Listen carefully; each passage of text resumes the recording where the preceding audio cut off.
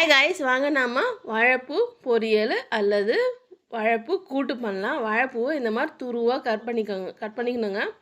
கடலப்பருப்பு 2 table spoon, பெரிய table spoon ஊற வச்சுக்கலாம்.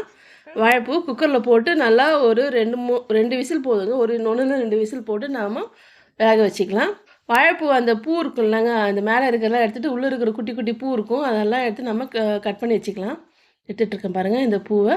இதை அப்படியே போட்டுடலாம். ஒரு வெங்காயம், ஒரு தக்காளி.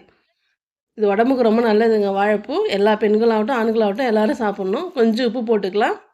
மிளகாய்த்தூள் 1 ஸ்பூனு, மஞ்சத்தூள் கொஞ்சம் 1/4 ஸ்பூன் மஞ்சத்தூள், கடலப்பருப்பு ஊற வச்ச கடலப்பருப்பை இதில் போட்டு நாம் கையில் பிசைஞ்சிக்கலாம்.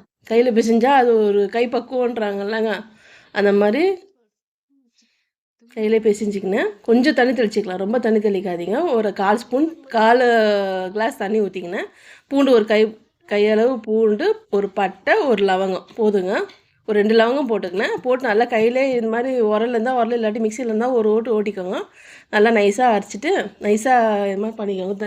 இடித்து வச்சிக்கின்னு கறிவேப்பிலை கொஞ்சம் நல்லா வெந்துடுச்சு பாருங்கள். வாழைப்பூ ஒரு விசில் தான் போட்டேன் நான். அதே பாருங்கள் எவ்வளோ தண்ணி நிற்கிதுன்னு.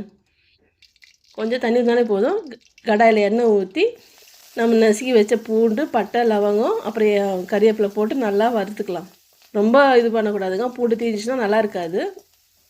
அப்புறமே நாம் வாழைப்பூவை அதில் போட்டுக்கலாம். தண்ணி கொஞ்சம் நல்லா சுண்டட்டுங்க. பெருசாக ஃப்ளேம் வச்சு நம்ம தண்ணி சுண்ட வரைக்கும் நல்லா தண்ணி சுண்டட்டும்.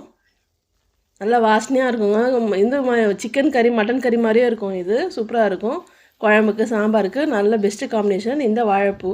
உடம்புக்கும் ரொம்ப நல்லதுங்க, பெண்களுக்கு இன்னும் ரொம்ப நல்லாயிருக்கும். தேங்க்யூ ஃபார் வாட்சிங். நீங்களும் செஞ்சு சாப்பிட்டு ஆரோக்கியமாக இருங்க. Thank you for watching.